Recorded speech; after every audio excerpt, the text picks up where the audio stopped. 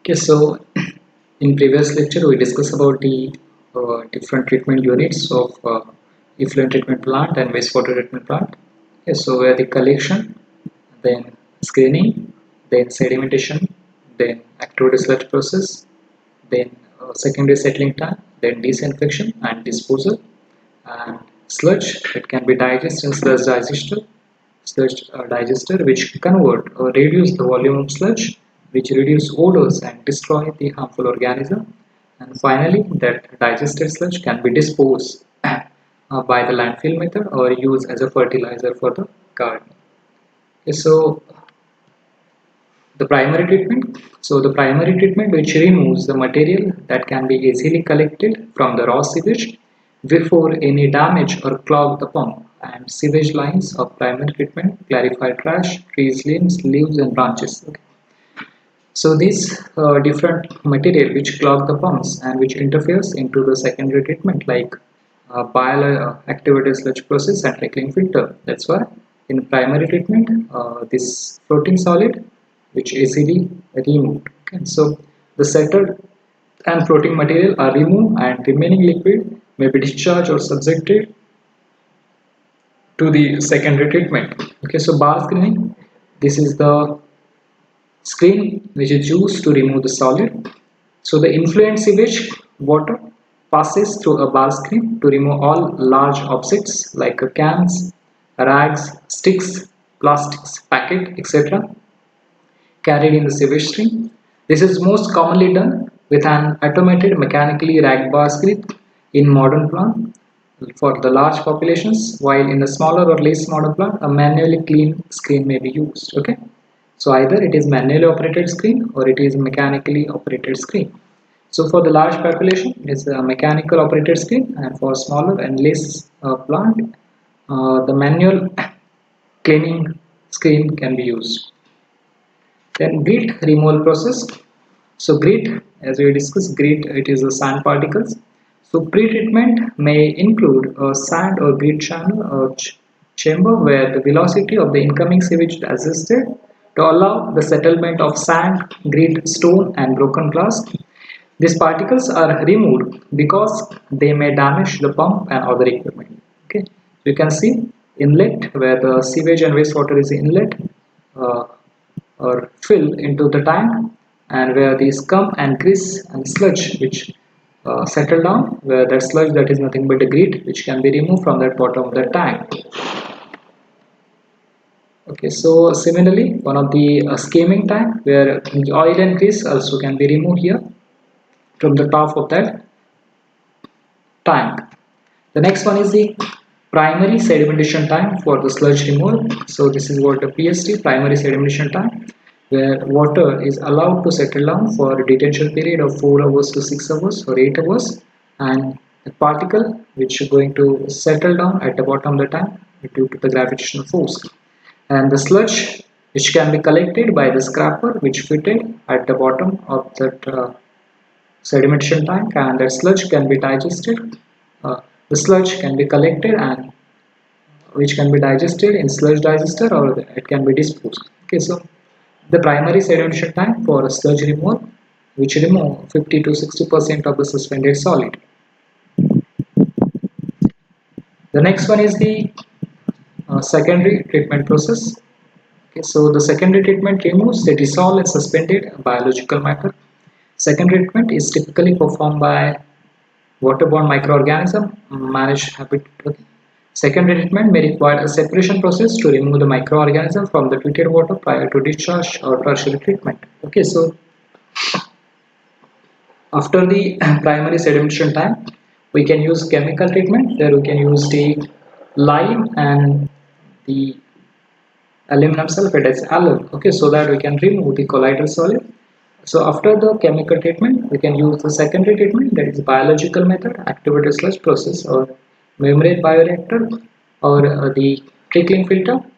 Okay, so in this secondary process, the all solid that is in the form of maybe suspended solid or biological matter or dissolved matter, this all organic matter which is going to be oxidized in the presence of oxygen in this biological treatment. Okay, So either it is the activated sludge process or a membrane bioreactor or trickling filter. So at the bottom you can see where the permeable membrane, so untreated wastewater is allowed to flow through the semi-permeable membrane. So you get the treated wastewater at the end and whatever the bacteria and solid which can be removed through that permeable membrane. Okay, so this also the membrane bioreactor also you can use to remove the solid and organic matter from that wastewater and effluent.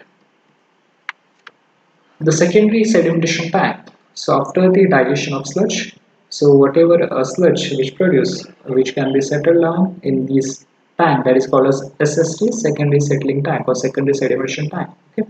So whatever that oxidized sludge, digested sludge in secondary process, it's settled down in this tank that is called a secondary sedimentation tank. Okay. So from here, sludge can be collected from the bottom and which can be digested in sludge digester, or either it is supplied the sludge can be digested and disposed, and the wastewater from the secondary sedimentation tank which supply for the next treatment, that is tertiary treatment or disinfection process. So in general, these activated sludge plants encompass a variety of mechanism and process that use dissolved oxygen to promote growth of biological floc that sustainably removes organic material. Okay, so organic material which can be removed by organism and it convert into a simpler one.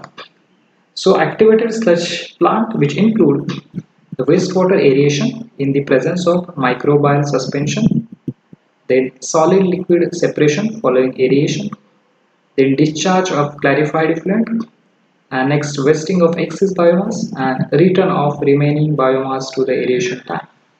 Okay, so this is the activated sludge plant where the wastewater aeration in the presence of microbial suspension, that is continuous supply of air from the bottom of the tank.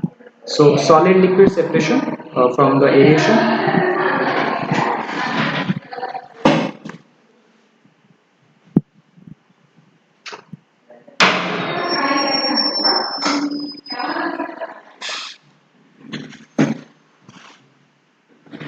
So wastewater aeration in the presence of microbial suspension, then solid liquid separation by the aeration, then discharge of clarified effluent. So whatever the digested sludge that can be clarified effluent that can be discharged into the water bodies, then wasting of excess biomass and return of remaining biomass to the aeration tank.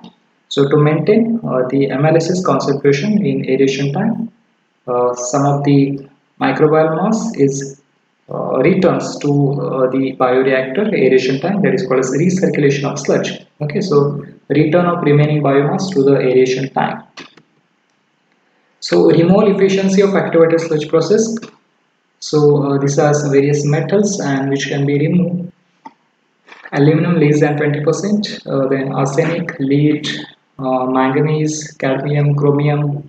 These are removal efficiency of activated sludge process. The next one is high rate trickling filter.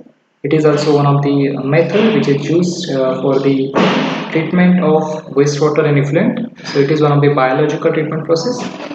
So in older plants and those receiving variable loadings, trickling filters beds are used where the settled sewage liquor is sprayed onto the surface of a bed and made up of coke and limestone chips, specially fabricated plastic media. Okay, so in trickling filter, we can use the coke or either limestone chips, or either we can use the plastic media, fabricated plastic media, and the biological film of bacteria, protozoa and fungi form a media surface and it or otherwise reduce the organic content. So it is same the process which happen at the top of that filter, that is called as biological film, which reduce the organic content. Again, the next biological method that is called as a rotating biological contactors. Okay, so rotating biological contactors contain a number of rotating discs on a shaft and submerged in a tank and partially or completely filled with a liquid.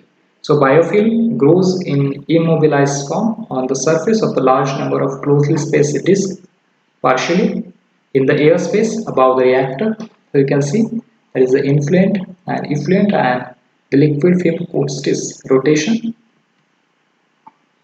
So after the secondary treatment, finally we come to the tertiary treatment. So tertiary treatment in which mostly we kill the harmful bacteria. So the purpose of tertiary treatment is to provide a final treatment stage to raise the effluent quality before it is discharged to the receiving environment. Okay. So after the treatment of water, we can discharge it into the sea, either into the river or a lake or either on the ground. Okay, and that's why we need to treat that water completely. So more than one tertiary treatment process may be used at any treatment. Okay, so various treatment methods we can use for the treatment of bacteria. It may be the UV radiation, it may be ozonation, or it may be chlorination. So if disinfection is practiced, it is always the final process. It is also called as effluent polishing. So you can see UV disinfection where UV radiation are used to kill the bacteria. Then the chlorine dose also used to kill the bacteria. So UV radiation, chlorination and ozonation, these are the various methods which can be used for the killing of harmful bacteria. Okay, and which makes the water safe for the disposal purpose. Filtration. The sand filtration removes much of the residual suspended matter. Filtrations over activated carbon, also called as carbon adsorption, and removes residual toxins. So we can use a sand filtration, or also we can use the activated carbon filter for removal of other suspended residual matter, as well as the removal of residual toxins. These are the sludge drying beds. So when a liquid sludge is produced, further treatment may be required to make it suitable for the final disposal. So typically the sludge are the thickened, that is dewatered. So dewatering, it is a process of the removal of water from the sludge.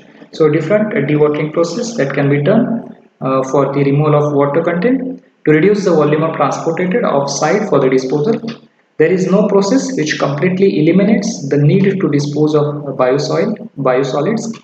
So raw sludge is applied, water filtered out leaving dry sludge. You can see here. So when the water get escape, you get the level of sludge going to be okay.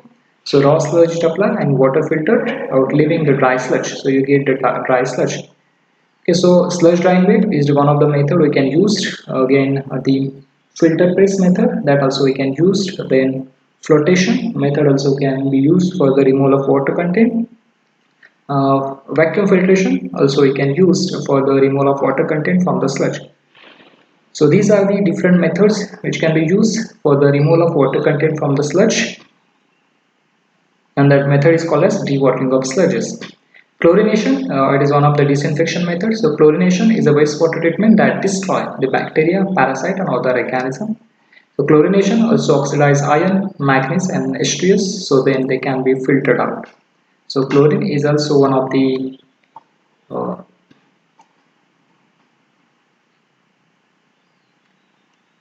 major disinfectant. It can be used for the treatment of bacterial killing of harmful bacteria, and finally that water or effluent can be disposed into the water bodies.